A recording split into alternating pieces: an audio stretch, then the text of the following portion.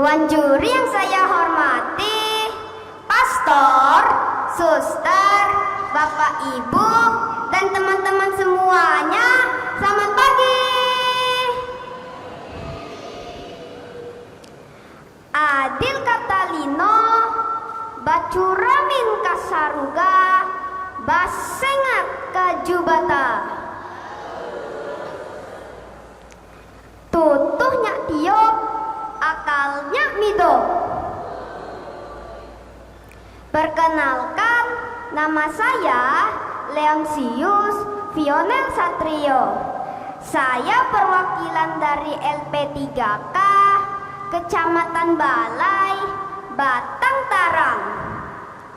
Pada pagi hari ini saya akan bertutur kitab suci yang diambil dari perikop Injil Lukas bab 15 ayat 11 sampai dengan 32. Teman-teman semua mau mendengar kisahnya?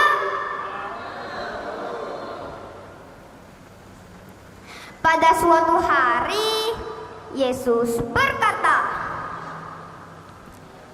ada seorang bapak yang mempunyai 2 orang anak, yaitu si bungsu dan si sulung.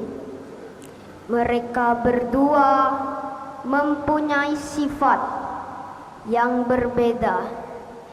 Si bungsu bersifat pemalas, sedangkan si sulung bersifat rajin dan pekerja keras.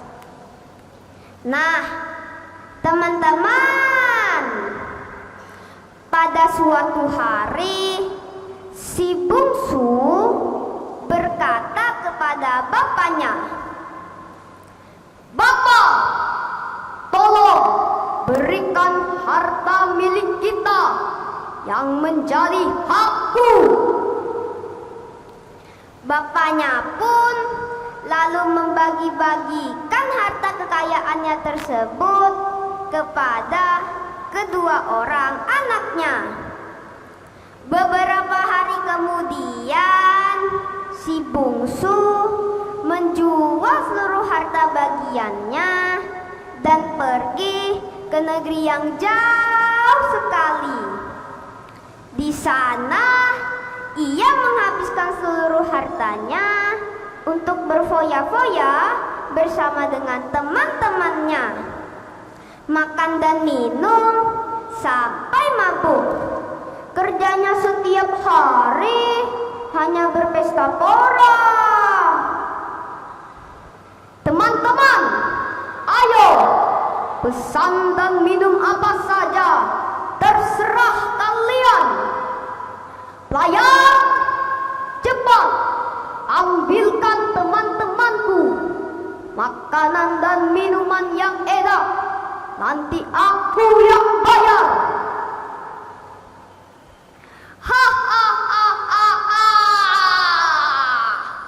Kita pesta sampai pagi nanti. Setelah dihabiskan seluruh hartanya, timbullah bencana kelaparan di negeri tersebut, dan ia pun mulai jatuh miskin. Ia pun lalu bekerja kepada seorang majikan. Ia disuruh majikan tersebut untuk bekerja di ladang menjaga babi-babinya.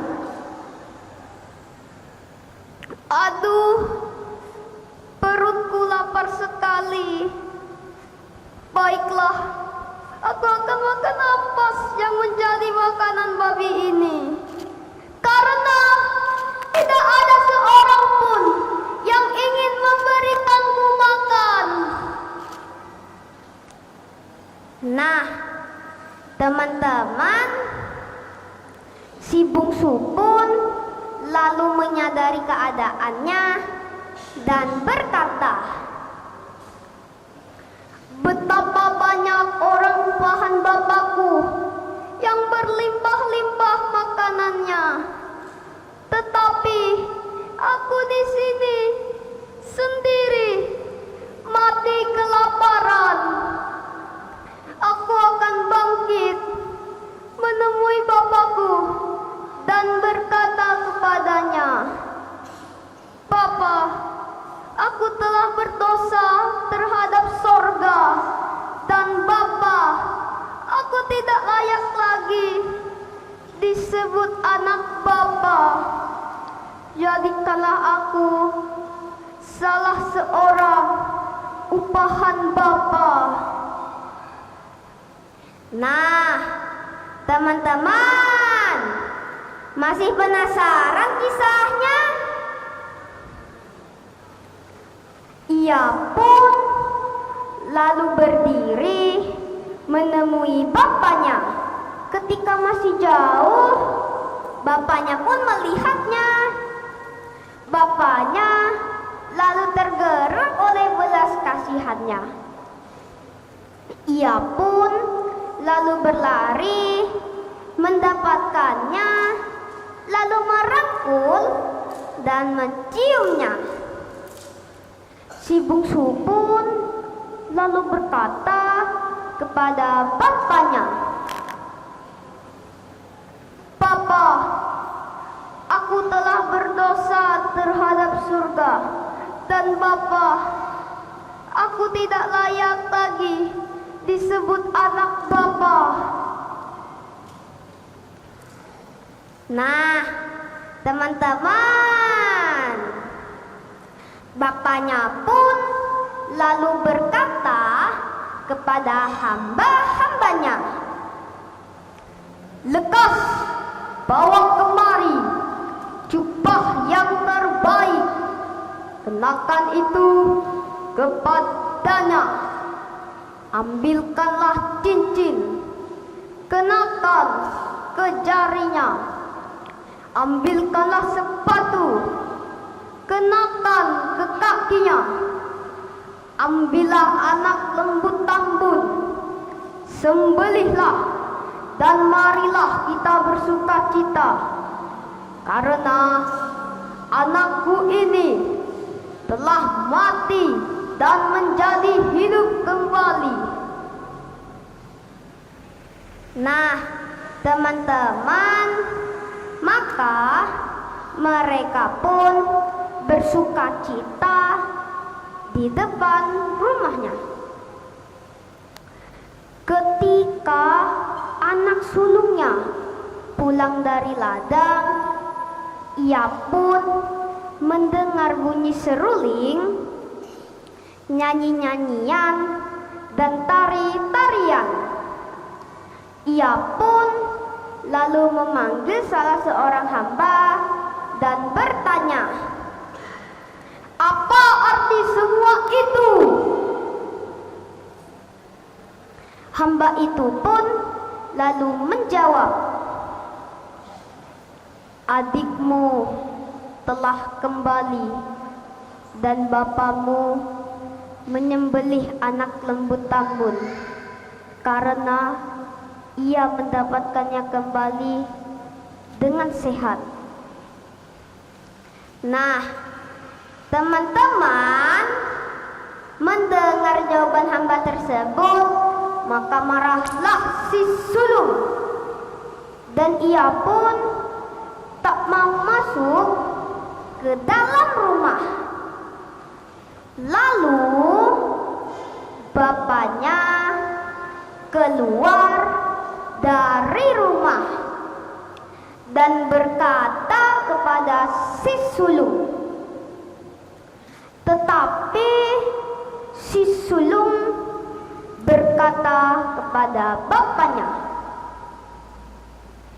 "Papa, telah bertahun-tahun lamanya aku melayani Bapa, dan belum pernah satu pun aku melanggar perintah Bapa.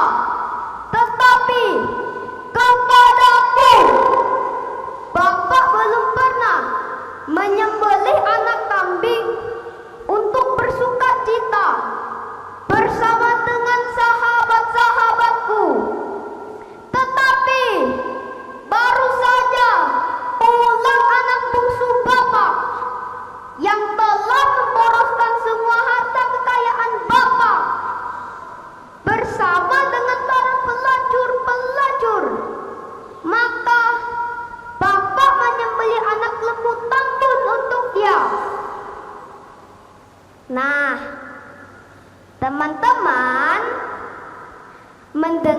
anak sulungnya marah, bapaknya pun berkata dengan penuh kasih kepada si sulung, "Anakku, engkau selalu bersama-sama denganku, dan apa yang menjadi kepunyaanku adalah kepunyaanmu. Kita harus bersukacita karena adikmu telah mati dan menjadi hidup kembali. Ia telah hilang dan telah didapatkan kembali." Nah, teman-teman, dari cerita tadi ada beberapa pesan moral yang dapat kita ambil. Yang pertama, Allah mengasihi kita tanpa batas. Allah yang digambarkan sebagai Bapa, Ia selalu mengampuni anak-anaknya yang tersesat, dan Ia selalu mengampuni mereka yang sungguh-sungguh bertobat.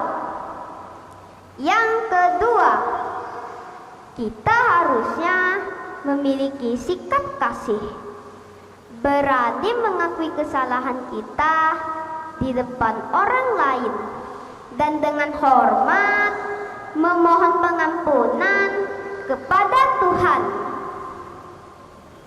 Yang ketiga, kita harusnya memiliki sikap adil, karena kita semuanya anaknya berharga di mata Tuhan. Nah, teman-teman, dari cerita tadi mengingatkan kita untuk selalu berbuat kasih dan adil, berani mengakui kesalahan kita di depan orang lain. Dewan juri yang saya hormati, Bapak Ibu dan teman-teman semuanya, saya mohon maaf bila ada kata-kata saya yang kurang berkenan di hati Dewan juri, Bapak Ibu dan teman-teman semuanya.